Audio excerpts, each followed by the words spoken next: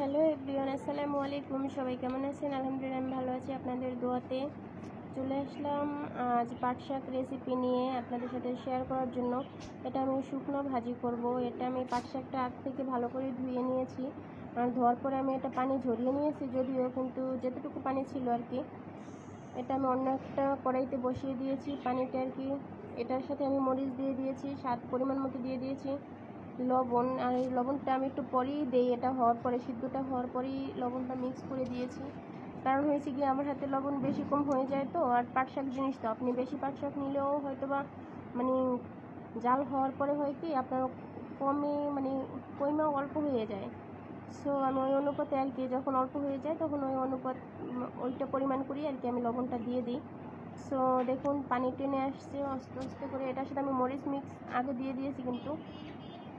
So পানি টেনে গেছে, পানিটা শুকিয়ে ফেলবো। পানিটা শুকাচ্ছে দেখেন ভিউয়ার্স। এটা কিন্তু আমার অনেক পছন্দ। হ্যাঁ, পাট শাক আমার মতো পাট শাক ভাজি আপনাদের কার কার পছন্দ সবাই একটু কমেন্ট করে জানিয়ে দিন। অ্যান্ড ভালো লাগলে আমার পেজটা সবাই একটু ঘুরে আসবেন ভিউয়ার্স। অলরেডি কিন্তু শেষ, অলরেডি আমি কড়াইতে এই যে বসিয়ে দিলাম, এখন বাগার দিব আর কি, যেটা বলে দিয়ে দিলাম পরিমাণ মতো। পাট শাক একটু তেল বেশি লাগে, যেহেতু শুকনো তো একটু তেল বেশি দিলে একটু ভালো লাগে আর কি, ভালো হয় পাট শাক ভাজিটা। সো আমি দিয়ে দিলাম পরিমাণ মতো পেঁয়াজ কুচি দিয়ে দিলাম। এখন পেঁয়াজটা আমি হালকা লাল করে ভেজে নেব, খুব সুন্দরভাবে ভেজে নিতে হবে পেঁয়াজটা।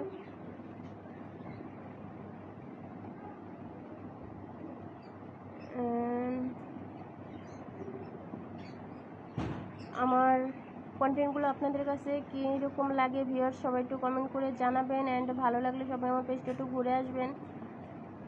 অলরেডি আমার পাট শাক এই যে দেখেন, পানি কিন্তু একদম নেই, সব শুকিয়ে গিয়েছে। অ্যান্ড আমার পেজটাও লালচে হয়ে আসছে আর কি। সো দেখতে থাকুন। আপনারা কীরকম করে বাগার দেন? অনেক সময় হয় কি আপনার পেজটা লাল করেও একসাথে বাগার দেওয়া যায়, বসানো যায় পাট শাক। আমি ওটা করি না, আমি আগে পাট শাকটা আসলে সিদ্ধ করে নিছি, তারপরে আর কি পরবর্তীতে বাগার দিচ্ছি আর কি। দুরকমই দেওয়া যায় আর কি, এখন কে কীরকম দেয় সেটা তো জানি না। এই যে দেখুন ভিউয়ার্স, লাল হয়ে আসছে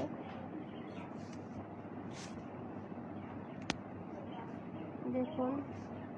আসলে আমার শাক জাতীয় আর কি যা কিছুই হোক না কেন আমার অনেক পছন্দ। সো আমার মতো শাক কার কারা পছন্দ? আমার পুঁই শাক অনেক পছন্দ, লাউ শাক অনেক পছন্দ, তারপরে পাট শাক আমার অনেক পছন্দ আর কি। শাক বলতেই আমার এটা পছন্দ আর কি, শাক। সো দেখুন লাল হয়ে আসছে। এটা একদম কড়া লালও করবো না ভিউয়ার্স, অনেকে কড়া লাল করে তারপরে বাগার দেয়, আমি কড়া লালও করবো না। আমার বাসার সবাই একটু হালকা, ওরকম কড়া লাল কেউই খায় না আর কি, হালকা একটু কাঁচা কাঁচা থাকে এরকমই খায়। হালকা একটু লালচে হয়েছে দেখুন ভিউয়ার্স। এখন সর্বোপরি আমি এগুলো আমার শাকের ভিতরে দিয়ে দিলাম। এখন ভালোভাবে দেখুন মিক্স করে দিতে হবে শাকটার সাথে, মিক্স করে দেখুন। আমি কিন্তু তেল কিন্তু বেশি দিচ্ছি ভিউয়ার্স, এই দেখুন তেলটা বেশি দিচ্ছি।